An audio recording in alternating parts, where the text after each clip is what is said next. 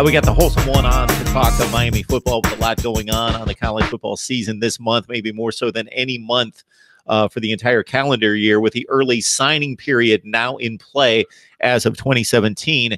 And a wholesome one in regards to Miami on the surface, with all that talent in the background, in the backyard, I should say, right there in South Florida, I would think that it's a bit disappointing on the surface that this class going into the final 6 days before the early signing period is ranked number 5 in the ACC, number 32 in the nation, and had a couple recent decommits of Sam Brooks, a linebacker, 3 stars decommitted, as well as a 3-star cornerback, Jarvis Brownlee. And I think a lot of that had to do with the departure of Manny Diaz being announced and being in the news for the past 2 days.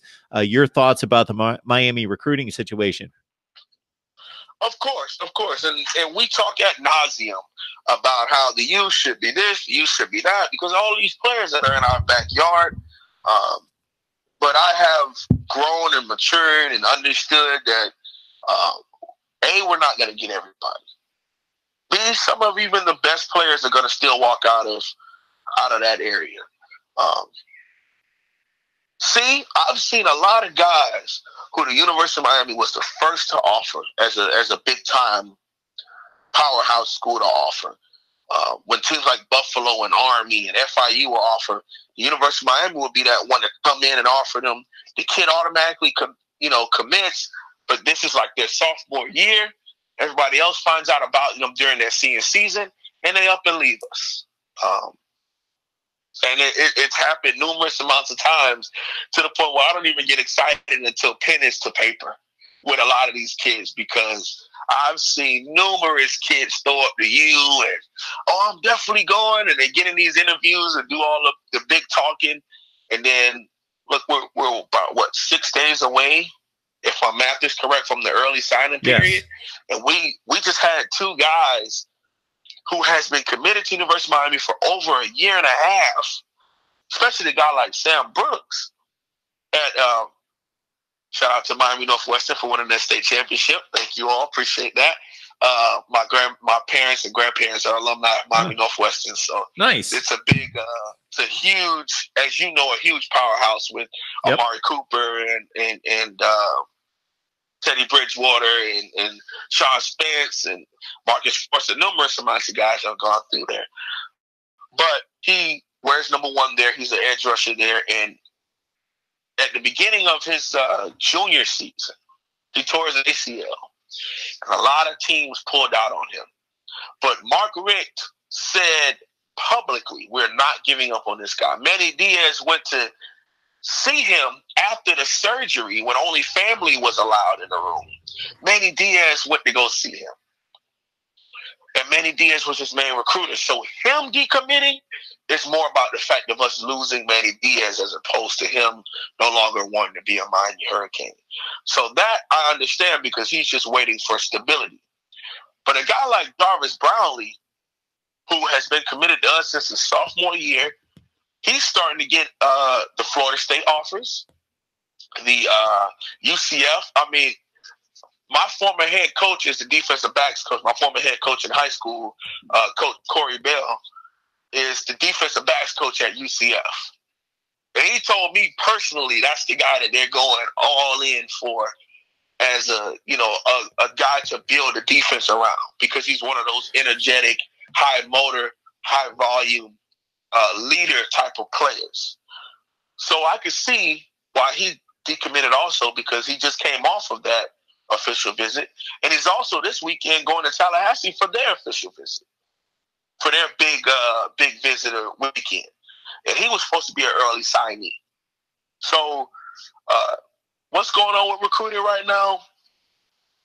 I'm not necessarily worried about it, Mark, in all honesty, because after being a part of media for the last year or so, you see that you're going to get the guys you get, and the people that commit, they really want to be a part of your program. And if they don't, then, congratulations to whatever you do in your future. But guys who want to be Miami Hurricanes, they'll be Miami Hurricanes, and come every August, we're going to strap up and play football regardless. So, you lose some guys, you gain some guys around down the road, but coaching is more important than any star system.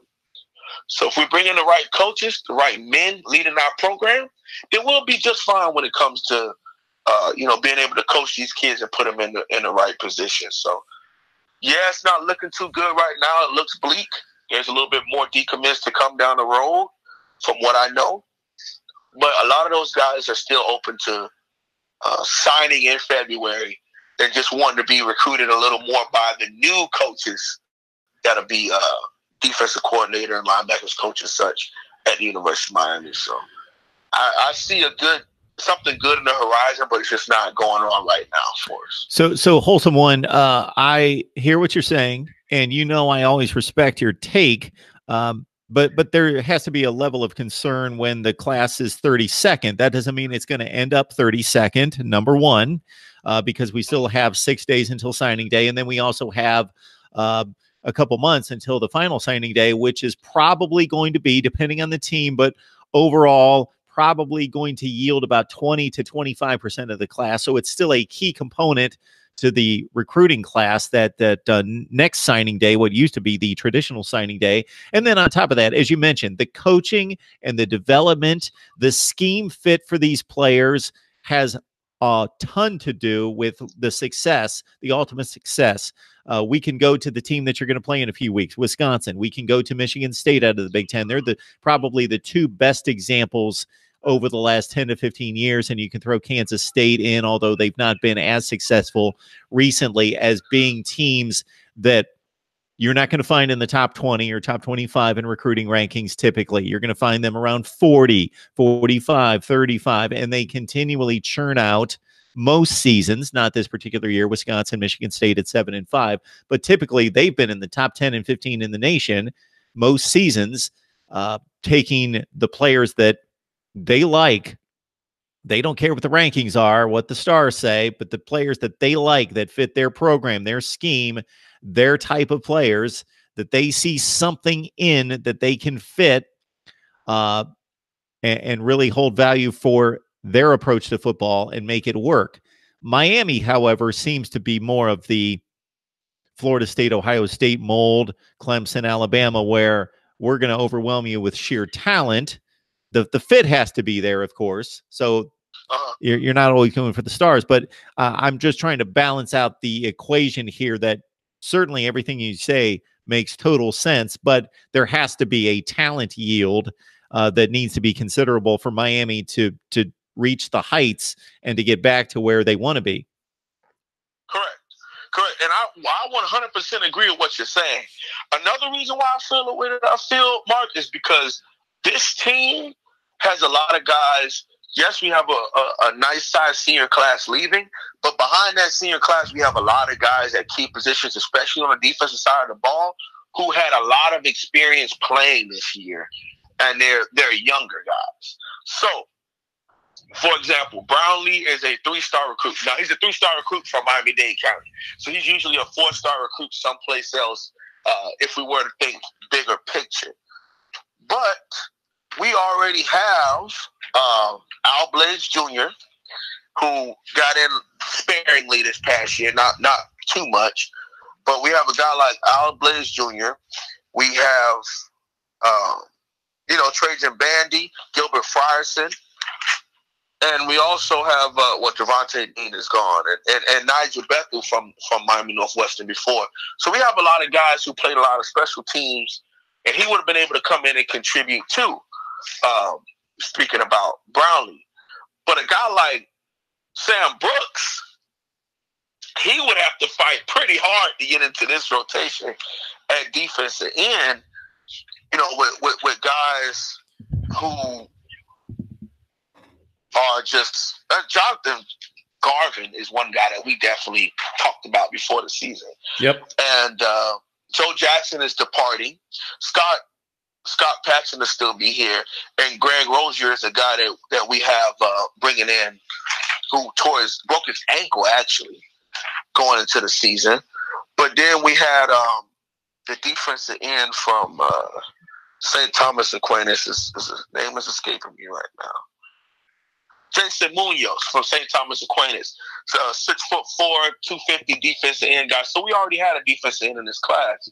So, like I said, I'm nervous, and you're 100% right. We should, as Miami, we shouldn't be tooting the horn or bringing in 2- and 3-star guys and saying we're going to coach them up and they fit our system better than everybody else, because we have 4- and 5-star guys just walking around almost at every corner down there in Miami. It's amazing, yeah. So we should be able to pick at least 3 or 4 of these guys every year with no problem.